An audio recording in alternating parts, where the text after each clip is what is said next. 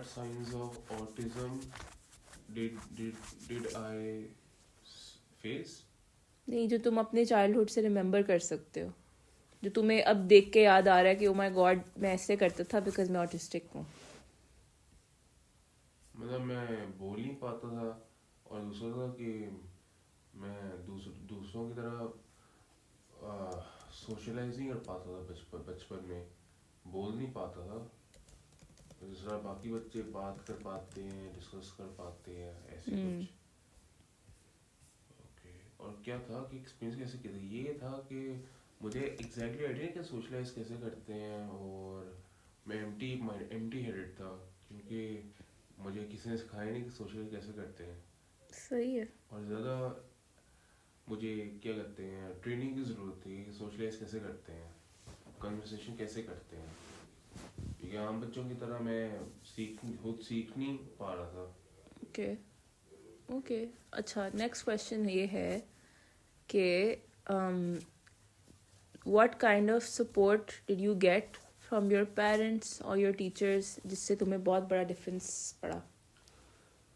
Parents से मुझे parents से सपोर्ट मिला है कि मैं पढ़ाई में बेहतर होना शुरू हो गया था ever since I start repeated prep. और मुझे ये फ़र्क महसूस हुआ था कि मैं दूसरे बच्चों की तरह आगे नहीं मैं पहले ही समझ रहा कि दूसरे बच्चों की तरह आगे नहीं बढ़ पाऊँगा, लेकिन जब अम्मी ने मुझे हेल्प की पढ़ाई में, तब से मैं फील हुआ कि अगर मैं नॉर्मल बच्चों की तरह आगे बढ़ सकता हूँ despite of being autistic, than anyone can do that. और टीचर से ये हेल्प मिला था क्योंकि उनको मेरे ऑटिज्म के बारे में पता था, तो उन्होंने उसके मुताबिक सोचा था कि इसको हेल्प कर लेते जितना कर सकते हैं. और दूसरा मैं तो सीरियस था लर्निंग में, इसलिए वो सिखा पा रहे थे साइंस से. सही है. अच्छा, how do you handle situations where people don't understand or accept your differences? इसका कोई जवाब नहीं है, बस यही है कि एक्सेप्ट करना होता है कि हर बंदे अवेयर नहीं होता ऑटिज्म स्पेक्ट्रम से.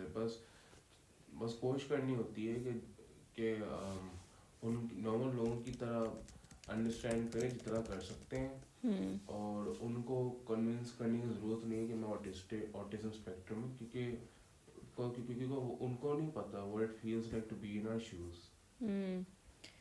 Acha, what strategies have helped you manage overwhelming situations such as loud environments, crowded spaces, or unexpected changes?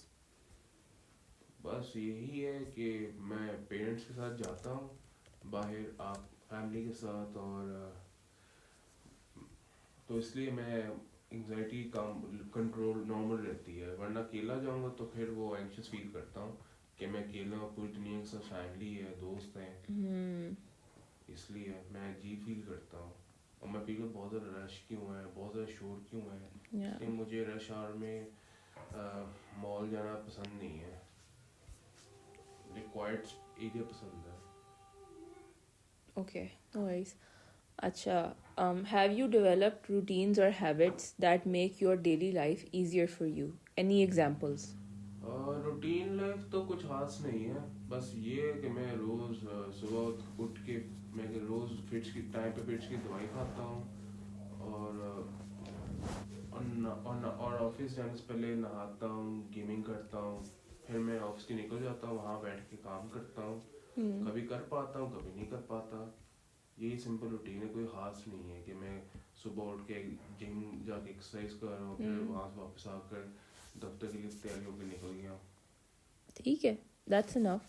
Acha, what are the biggest challenges you face in communication and what helps make conversations easier for you?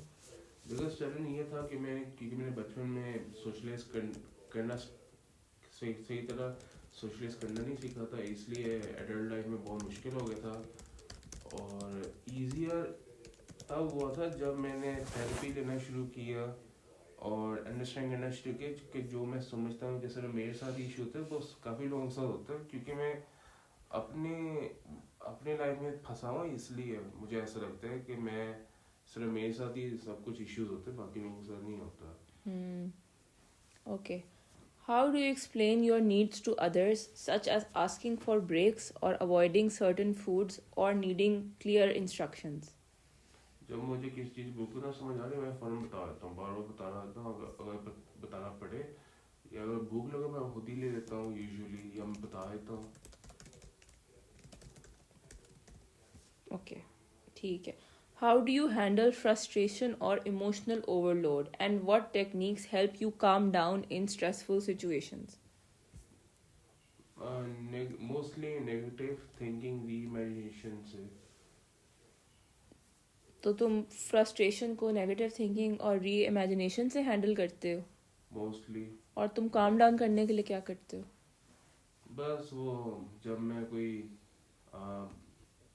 Sad and अपनी वैसी जब negative vicious thinking cycle में होता हूँ और event के and में कोई सैड या कोई ट्रेजिक एंडिंग बना तब मैं काम होना शुरू होता हूँ.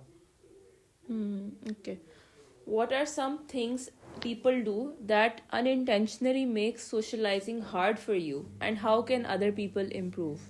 मतलब मैं जब किसी से बात करूँ कोई आगे इंटरप्ट कर ले तब मैं ऑफेंड फील करता हूँ. आई फील करता हूँ यार इन लोगों को तमीज़ नहीं, जबकि मुझे सख्ती से सिखाया जाता है कि यार दो लोगों के बीच में आगे बोलते नहीं हैं, जबकि दूसरे लोग करते हैं गलतियाँ. और उसकी वजह से ना मैं फील करता हूँ कि यार मैं इंटरप्ट कर रहा हूँ दो लोगों के बीच में, बेशक इमरजेंसी क्यों ना हो, तब बदतमीजी है और बाकी लोग करें वो बदतमीजी नहीं है. उसकी वजह से फील होता है कि सोशलाइज करने का फ़ायदा ही नहीं है. ऐसे मैनरिज्म्स के लॉज सिर्फ मेरे मेरे पर अप्लाई करता, बाकी लोगों पे नहीं करता. Okay. Acha. Have you found any tools, apps, or technology that help you stay organized, remember tasks, or manage time better?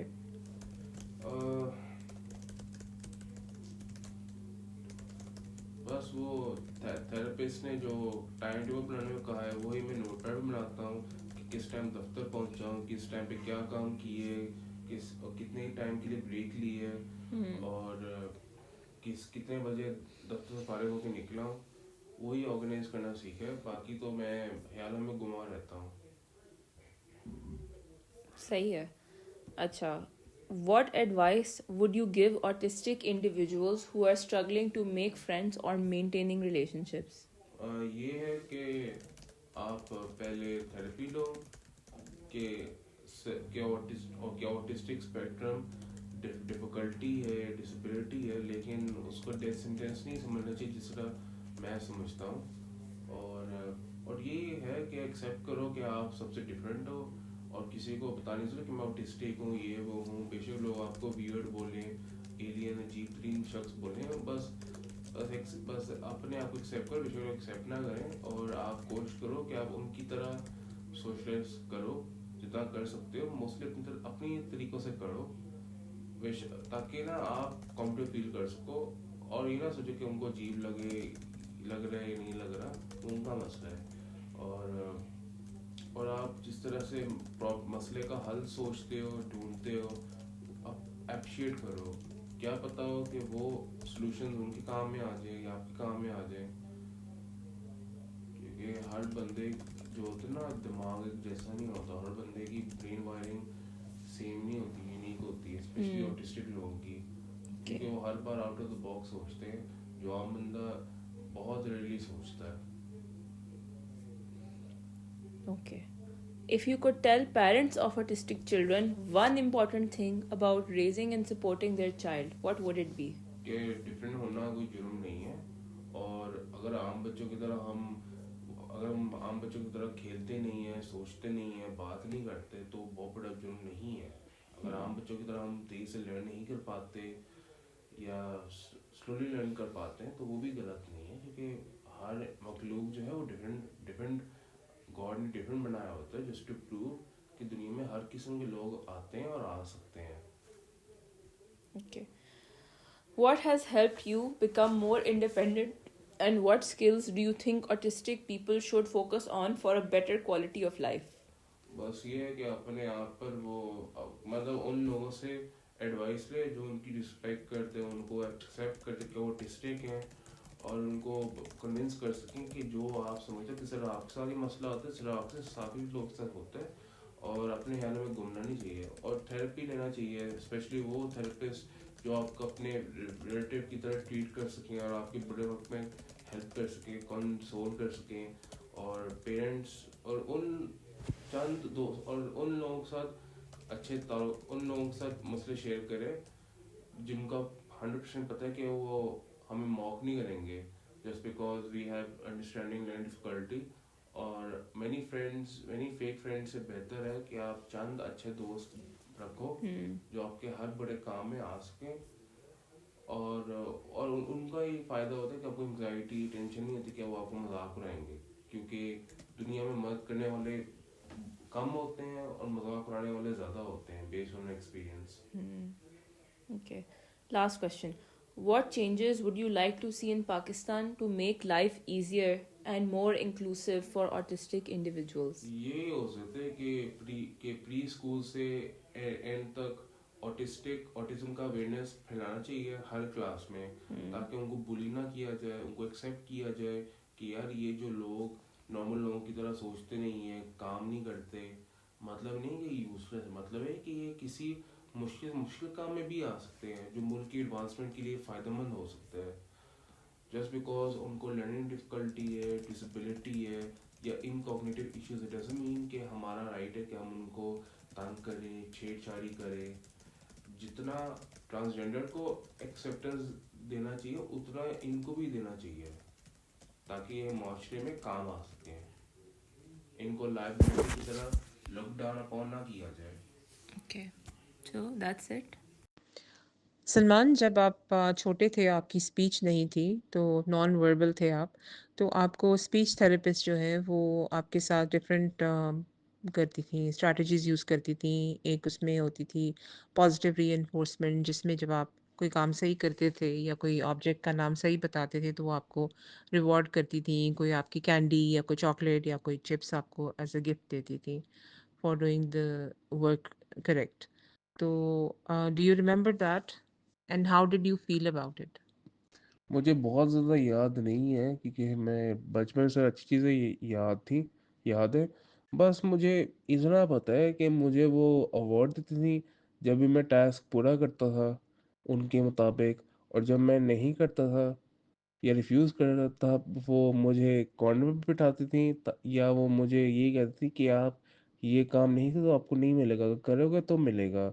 तो उस इंसेंटिव की बेस पे ना मैं मोटिवेट हुआ, मुझे पर्पस नज़र आया तो मैं करता गया, और मैं पहले करना शुरू हो गया तो और मैं करता गया इस इंसेंटिव के चक्कर में। लेकिन इसका एक फ़ायदा ये हुआ, आई फेल्ट कि लर्निंग जो है ना, कोई एज लिमिट नहीं होती। आप किसने भी लर्न करना शुरू कर सकते हो और इम्प्रूव भी कर सकते हो, क्योंकि और जस्ट बिकॉज आप आम बच्चों की तरह 1-2 साल की उम्र से बोलना सीख नहीं पाए खुद ब खुद, डजेंट मीन कि आप डम्ब हो, आप नालायक हो, आप बेकार हो। इट मीन्स कि you need some other tools to help you get on your feet like the other ordinary normal children। And मैंने इतना ये कहना है, all I want to say that just because you are born autistic doesn't mean it's a death sentence or a crime or a curse or embarrassment. Autistic child also belongs to the community, just like a normal human being. That's all I want to say. And my therapist, she never bait me when I refused to do work. She would only put me in the corner, or she would say, You will not get a candy, chips, toy, anything unless you do the task. That's all. Salman, अभी तक आपने जितने भी therapist के साथ काम किया है, कैन यू टेल मी कि which is the one that you have found very effective and why? सब सबसे ज़्यादा मुझे काफ़ी थेरेपिस्ट से की है, लेकिन मुझे सिर्फ दो याद है, ठीक है। मदिया आंटी से जब थेरेपी शुरू किया तो मुझे ना अवेयरनेस होना शुरू हो गई थी कि ये जो मैं समझता कि सिर्फ मेरे साथ ही मसले तो बाकी लोगों के साथ नहीं होते। तो उनसे ना मुझे सेल्फ अवेयरनेस हो गई थी कि आई एम नॉट अलोन। बहुत से लोग इश्यूज फेस करते हैं, सिर्फ मैं नहीं हूँ जिसको थेरेपी की ज़रूरत है, बहुत से बच्चों को ज़रूरत होती है जिनको मुझसे ज़्यादा इश्यूज होते हैं या मुझसे कम इश्यूज होते हैं, और जिनको अवेयरनेस नहीं होती क्या करना चाहिए क्या नहीं करना चाहिए बुलिंग से, काफ़ी दीगर इशू से डील करने के लिए। ठीक है, मदीहा से सिर्फ मुझे अपने राइट्स की अवेयरनेस हुई थी, how to stand up for my self and what to do and what not to do and how to stay out trouble. ठीक है, और अपने आप डिफेंड कैसे करना चाहिए। और मिस फरवा जो थी ना, उनका ये फ़ायदा हुआ था कि जो मैं विशियस थिंकिंग लूप था, साइकिल था, एंगर इश्यूज थे, वो पहले से बेहतर होना शुरू हो गया है। और इन दोनों से पहले जितने भी थेरेपिस्ट हैं ना, मुझे याद नहीं है कि उनसे कोई असर नहीं पड़ा था। और यही दो लोग हैं जो मैं अभी भी मेरे जहन में हैं। मिस फरवा जो हैं, रोज़ उनके साथ हर हफ्ते बात होती है। अगर कोई इशू हो जाए, रिलैप्स कर जाओ, ठीक है, ये किसी जिस शख्स से नफ़रत हो या जिस चीज़ से नफ़रत हो उस पर नेगेटिव थिंकिंग करने लग जाओ, और मेरा बर्न आउट हो जाए, जिससे काम ना कर पाऊँ, गेमिंग इंजॉय ना कर पाऊँ, तो मैं मिस वाला को फ़ौरन बता देता हूँ, वो फ़ौरन रिप्लाई कर लेती है। वो कहती हैं क्या इट्स ओके टू रिलैप्स, क्योंकि हम हर बार ठीक नहीं होते ना, हम हर बार ख़राब होते हैं। कभी कभी हमारा मूड स्विंग हो जाता है, कभी कभी हम आपस से बाहर हो जाते हैं, जो कोई बड़ी बात नहीं, लेकिन कोशिश करना चाहिए कि जो ऐसी चीज़ों पर ना गौर नहीं करना चाहिए, और सिर्फ उन चीज़ों पर गौर करना चाहिए जिससे आप होश होते हो, जो आपको होश कर सकता है और आपको कुछ ना कुछ बना सकते हैं। बस यही कहना है मैंने। ओके सलमान, ये जो पॉजिटिव रीइंफोर्समेंट या नेगेटिव रीइंफोर्समेंट का जो मेथड है बच्चे को, ख़ास तौर पे ऑटिस्टिक बच्चे को कुछ भी सिखाने के लिए, स्पीच हो या डिफरेंट टास्क्स हो कुछ, how would you how would you say share your experience, how do you think is it good to use this method, or do you think it's not good for autistic children? It's only good only when you do not beat your child over his refusal to do tasks. Simply just say you will only get the gifts or reward unless you do the tasks. But this therapy is not suitable if you decide to punish your child physically, verbally over his refusal to do tasks. So it's better for any trainer parents to be precise to their children using this strategy, because aggression would only make him worse and worse.